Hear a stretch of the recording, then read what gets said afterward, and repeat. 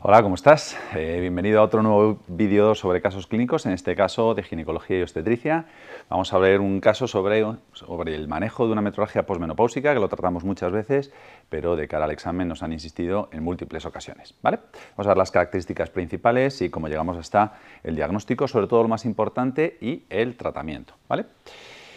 Bien, caso típico de paciente posmenopáusica, 74 años. Ya sabes, la mayoría de las pacientes con un adenocarcinoma de endometrio la vamos a diagnosticar por encima de los 55 años. Ojo, una mujer menor de 50 años con un cáncer de endometrio, a recordar el síndrome de Lynch, ¿recuerda?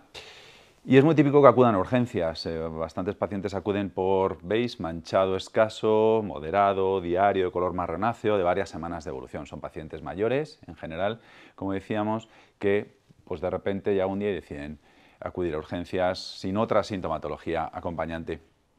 Bien, este perfil de pacientes con frecuencia tienen patología médica concomitante. Bueno, pues en este caso, pues una fibrilación auricular con sintrón, está en tratamiento antiagregante con ácido acetilsalicílico, hipertensa diabética, los típicos factores de riesgo independientes de adenocarcinoma de endometrio.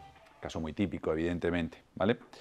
En ese sentido, nuligesta, ¿de acuerdo? Recuerda ese estímulo prolongado de endometrial, ¿de acuerdo? ¿Vale? Y todas las situaciones que lleven mucha progesterona o que lleven un sobreexceso de progesterona, ¿de acuerdo? Una oposición de progesterona constante, pues van a disminuir el riesgo de adenocarcinoma de endometrio.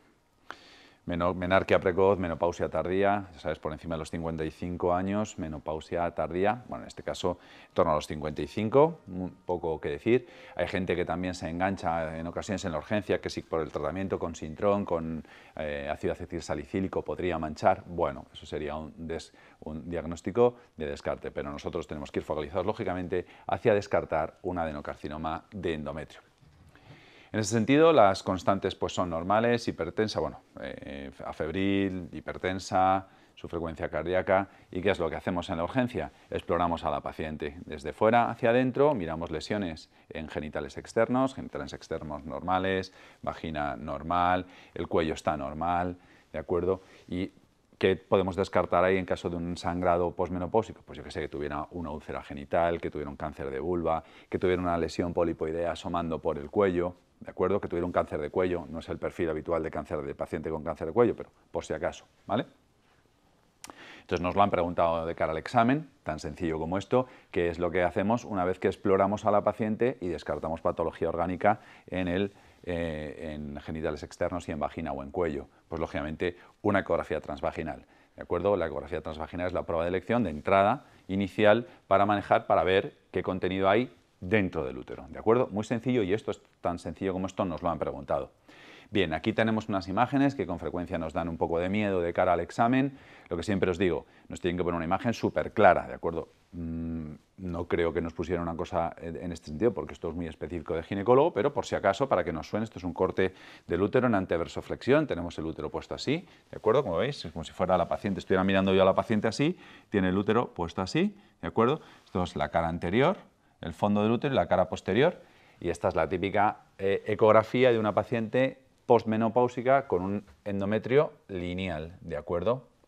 Realmente, como sabéis, es muy difícil encontrar un corte perfecto donde se vea porque la eco es dinámica, pero realmente aquí vemos un endometrio completamente lineal, ¿de acuerdo? Eso sería normal, ¿vale? Mientras que recordáis que tenemos un punto de corte de ese grosor endometrial por encima del cual debemos descartar un adenocarcinoma de endometrio en una paciente sintomática, como es en el caso. Si al hacerle la ecografía, esto es de otra paciente que no viene al caso, ¿de acuerdo? Recordar el punto de corte de los 3 milímetros. En este caso, de nuevo, tenemos esta misma imagen, el útero, aquí tenemos la sonda vaginal colocada así, por aquí, ¿de acuerdo? Tenemos la cara anterior, es como si estuviéramos viendo a la paciente así en un corte, ¿de acuerdo? Si la estuvierais viendo vosotros de frente, ¿vale? Tenemos la cara anterior, el fondo, de nuevo cara posterior, y este es el grosor endometrial medido, aquí lo tenéis 9 milímetros. Mientras que esta sería una ecografía rigurosamente normal, ¿de acuerdo? Esta sería una ecografía patológica en el sentido de que tendríamos que descartar sí o sí histológicamente un adenocarcinoma de endometrio, ¿de acuerdo? Por tanto, esta sería patológica. Más fotos de una paciente con un cáncer de endometrio, también diagnosticado, ¿vale? De nuevo, es un útero atrófico muy chiquitito, como veis, 10 milímetros, lo veis aquí, esta es la distancia de aquí a aquí, 10 milímetros, o sea, es una paciente con un útero muy pequeñito, el típico útero de una paciente posmenopáusica, muy pequeño, ¿vale? Y fijaos qué contenido endometrial más aumentado, ¿de acuerdo? Perdón, el diámetro anteroposterior son 17 milímetros, ¿de acuerdo? ¿De acuerdo? 17 milímetros, y fijaos cómo el contenido endometrial son 10 milímetros, que está al revés, ¿vale? 10 milímetros, por tanto, tiene un contenido sospechoso de malignidad, o por lo menos a descartar malignidad. Si veis también, podemos apreciar, aunque es un poquito más difícil, veis cómo ese contenido aumentado, insisto, de 10 milímetros, de 10,2, fijaos cómo está bastante bien delimitado, por lo menos en esta cara posterior, aquí parece que se mete un poquito en el miometrio. Es decir, ya la eco nos puede ayudar un poco a predecir el grado de invasión miometrial de ese adenocarcinoma, ¿de acuerdo? En este caso, en el caso de que esto fuera un cáncer de endometrio, pues veis que está muy bien delimitado, ¿de acuerdo? ¿Vale? Pues bueno, nos ayuda a programar la cirugía. En este caso, quizá aquí en el fondo parece como que se mete un poquito. Bueno, nos ayuda a programar la intervención quirúrgica. Por tanto, ecografías normales de una paciente posmenopáusica, ecografías de pacientes con sospecha de adenocarcinoma endometrio. Esta es la misma de antes, es esta paciente que le aplicamos el Doppler, que el Doppler nos puede ayudar un poco a ver, como veis, la vascularización intraendometrial, ¿de acuerdo? En este caso, pues como veis, tiene una vascularización aumentada, entonces ese contenido no es normal dentro de una paciente posmenopáusica y menos que sangre.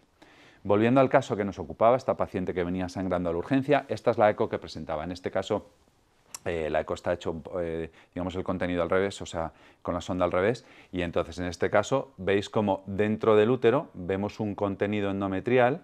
En este sentido nos lo han medido en dos medidas, de acuerdo, con un diámetro antero-posterior de 17 milímetros, ¿veis? Por tanto, mayor de 3 milímetros, tenemos que descartar un adenocarcinoma endometrio, ¿vale? El informe que nos hacen los compañeros es un útero anteversoflexión que mide 3 centímetros de diámetro antero-posterior, es de aquí a aquí, ¿vale? Y la cavidad está dilatada hacia el borde derecho por ese contenido, en este caso es un corte así más transversal, ¿de acuerdo? Por un contenido heterogéneo de aproximadamente 26 milímetros, ¿veis? 26 por 17, escasamente vascularizado, que podría corresponder con un pólipo endometrial, ¿de acuerdo? Si hay una formación dentro del útero, que bueno, puede ser un pólipo endometrial, pero en el contexto de esta paciente, como nos dicen incluso, fijaos cómo es difícil delimitar la interfase miometrio-endometrio y por tanto tendremos que descartar un adenocarcinoma de endometrio. Dentro del diagnóstico diferencial de estas pacientes, pues siempre nos tenemos que plantear diferentes cosas. Sí que es cierto que hay un porcentaje importante de pacientes posmenopáusicas que sangran por atrofia endometrial, es decir, esa atrofia endometrial, ese molde endometrial, pues con escasa frecuencia, pero ocurre, se descama, pero es un diagnóstico de exclusión, lógicamente, ¿vale?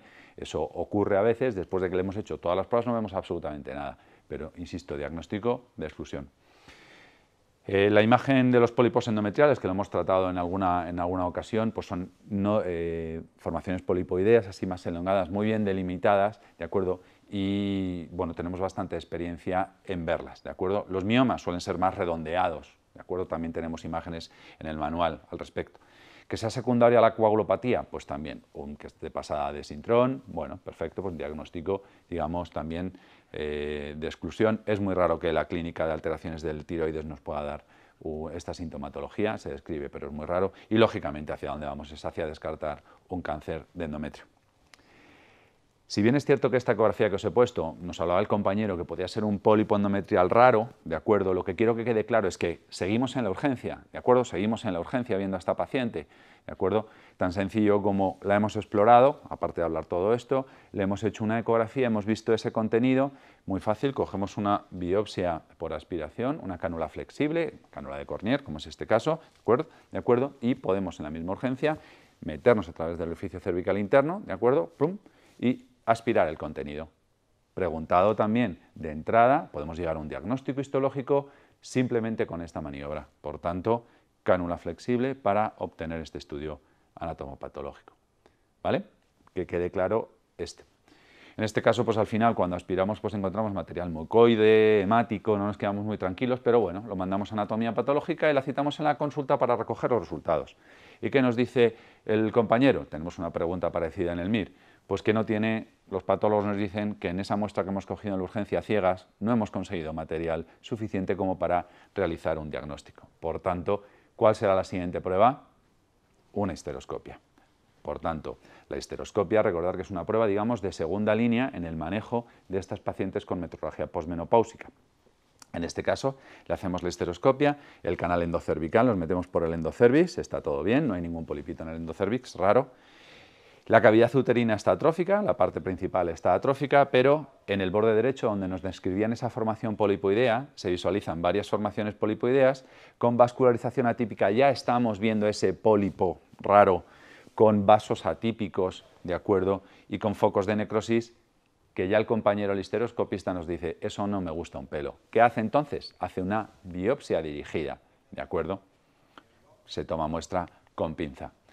El resultado anatomopatológico, como esperábamos, ¿de acuerdo? Es un adenocarcinoma, recordad, el cáncer endometrio, adenocarcinoma, de tipo endometrioide, recordad que tenemos el tipo 1, el tipo 2, dentro del tipo 1, los subtipos histológicos, el adenocarcinoma endometrioide, el más frecuente, el que más vemos, y luego, recordad los de células clasis serosos papilares, los tipo 2, esos de peor pronóstico, van por otro lado, ¿de acuerdo? Completamente diferentes, ¿vale? De alto grado.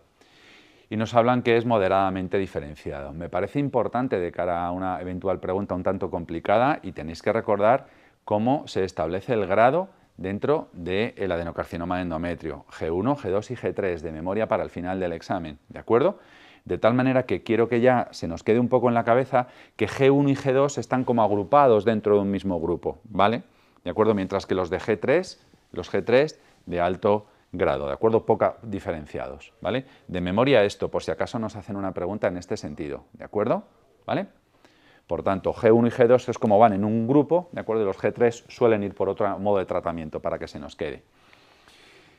Bien, como decíamos que es otra de las pruebas que hacemos previo al tratamiento quirúrgico, ya ahora vamos a hablar del tratamiento quirúrgico, pero ¿cómo podemos complementar el estudio en esta paciente en que la eco sospechamos que podía infiltrar más o menos el miometrio? Bueno, pues le podemos hacer un estudio de extensión con una reso. En este caso, la reso pélvica nos habla que el útero está ocupado por esa formación, ya la conocíamos, más o menos de unos 2,5 centímetros. No se ven signos de infiltración profunda, estamos hablando de más del 50%, recordad, ¿vale?